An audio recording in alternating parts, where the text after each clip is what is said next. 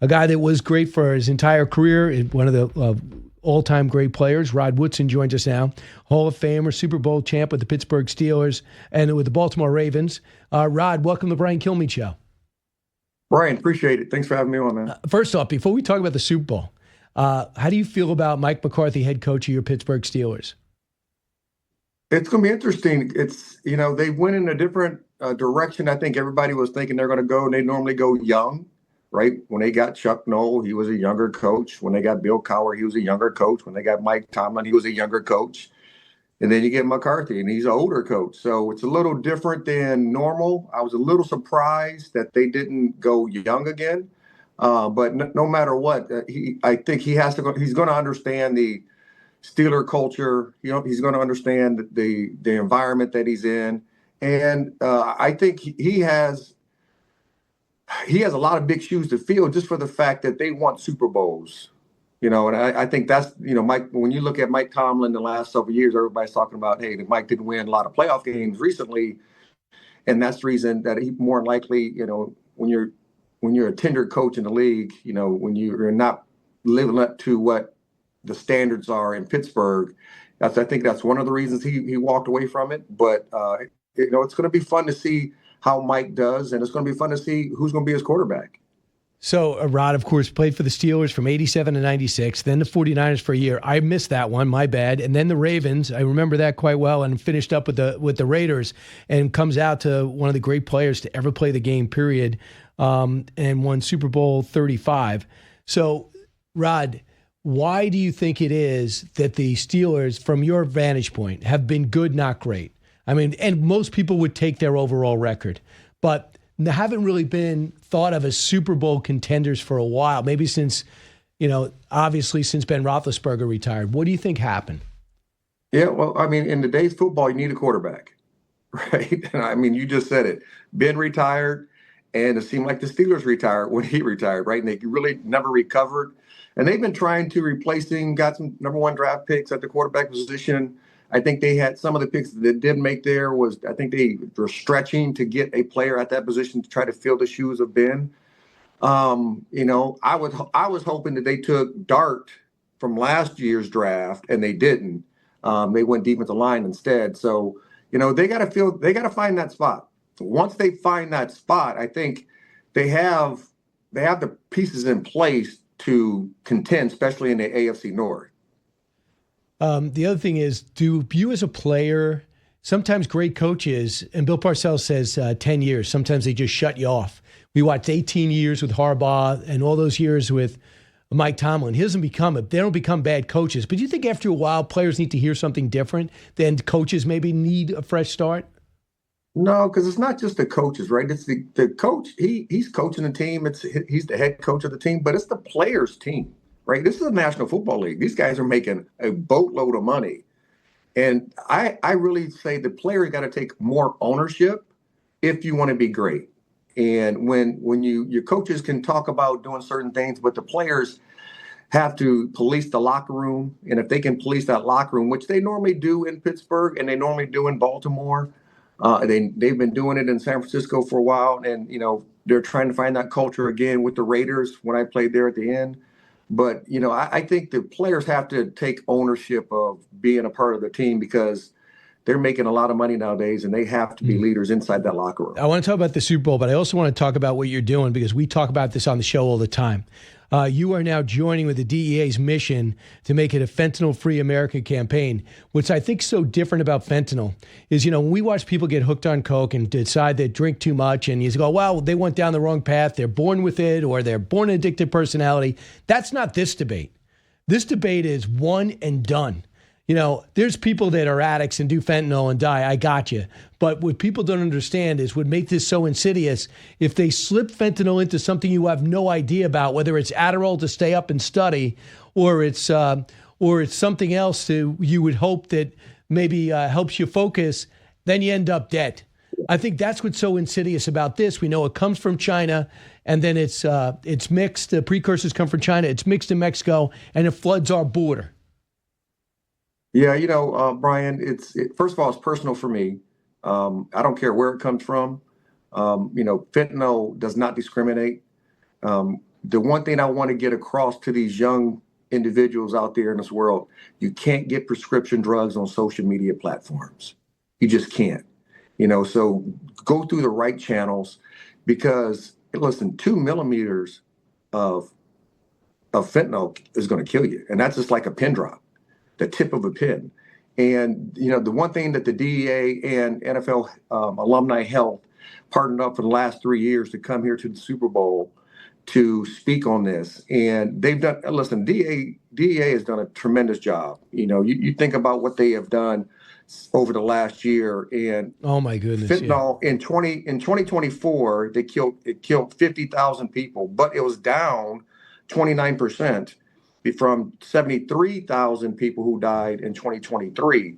So they're doing everything in the right manner. Our biggest thing is, hey, listen, make sure that these young kids are understanding that fentanyl can be put into anything. It can look like a prescription drug. You cannot buy prescription drugs on the social media platforms. We're just like that. I'm just want to ring that out to this new generation who stands with their phones in their hands 18 hours out of the 24, that's out there on a given day. The people are just on their phones all the time. And we just want to make sure that they understand that you cannot get the prescription drugs on the social media platform, and making sure that you go through the right channels. If you do have issues, going through the right channels through your prescribed doctor, your physicians, then making sure you get the right prescriptions if needed. Why is it personal for you? Personal for me, my oldest son had some drug issues, but it was kind of before the fentanyl thing became like a into thing here in the U.S. So it was way back in the early 90s. So I just want to make sure that kids who have those issues, who are running and not really knowing where they want to go and where they're, what they want to do in their life, that they're not going down that same path. And the good thing is that my son is fine and great today, but if he was in today's market, it could have been one of those pills, and it could have killed him. Absolutely. And Rod, on the fun stuff again, we got a matchup: Seattle against New England. And we have Drake Maye, 23 years old, and then you have Sam Darnold, who's been through so much in his career as the number 2 pick overall, number 1 of the Jets, then over to Carolina, then to San Francisco, then to Minnesota, and then Seattle, and ends up in the Super Bowl. But I want to talk about Drake Maye. Here's how Troy Aikman, who knows a thing or two about good quarterbacks, said about the 23-year-old. Cut 35.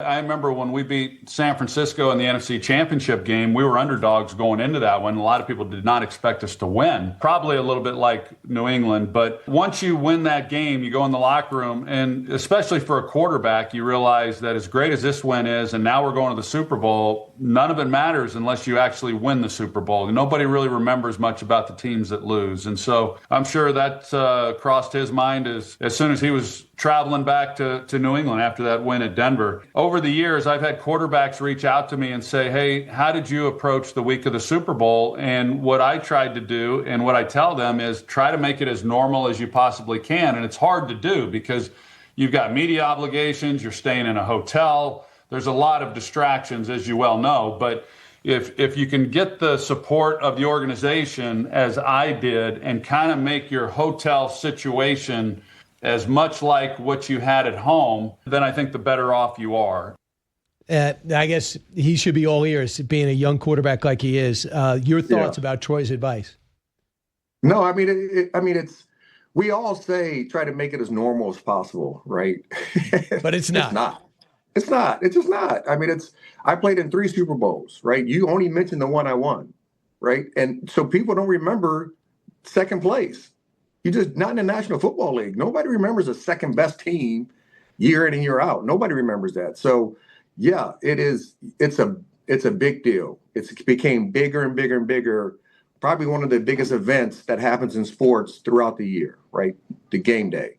But the week leading up to it, all your family getting tickets, coming into the area, doing media obligations every single day throughout the week. That's not normal.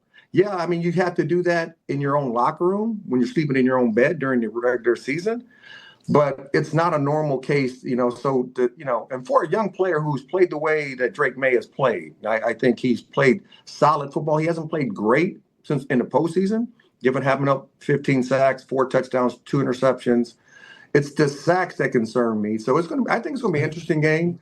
But to hear Troy say to try to make it as normal as possible, and I know we all say that to young players, but that is really, really hard to do. All right, so you're a defensive back. You're playing against Drake Maye. When you put in the tape to study it, for people that didn't play in the NFL, what are you looking for? This quarterback, you might not have seen much of him, AFC, NFC.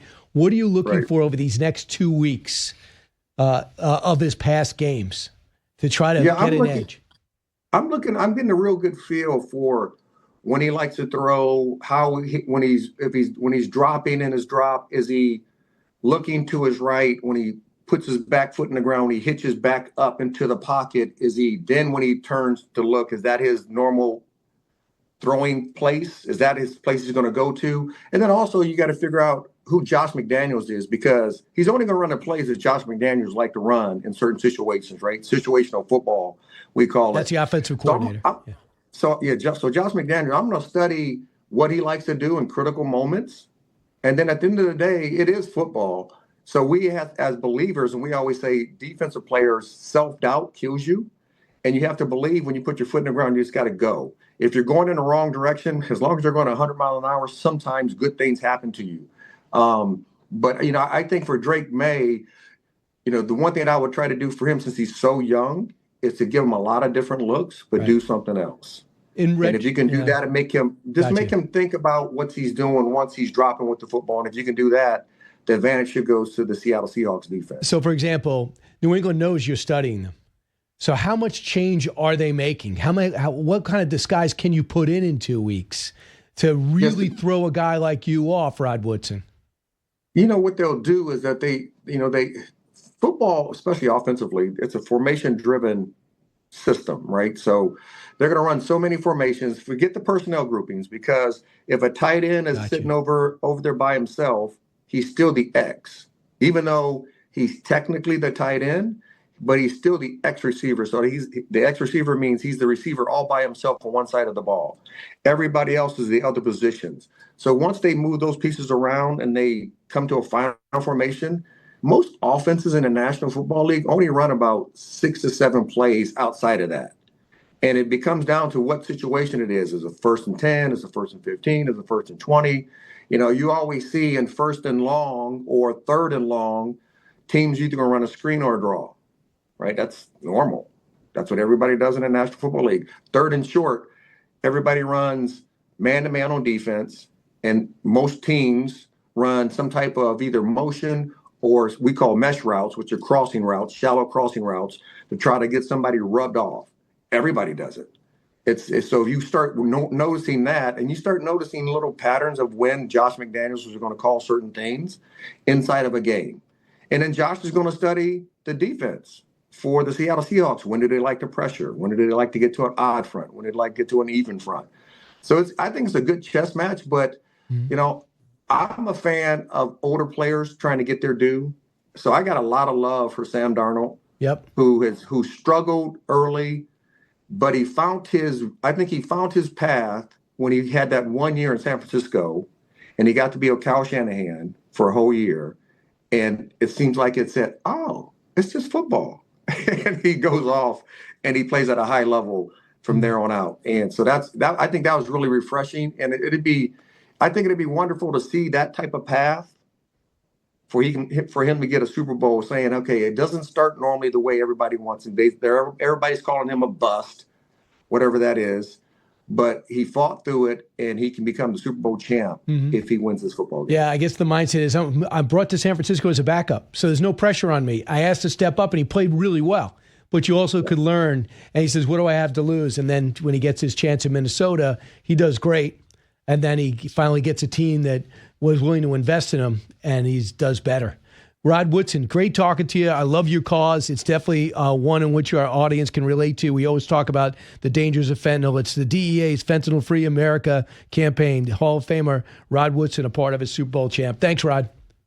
Brian, I appreciate it. Thank you.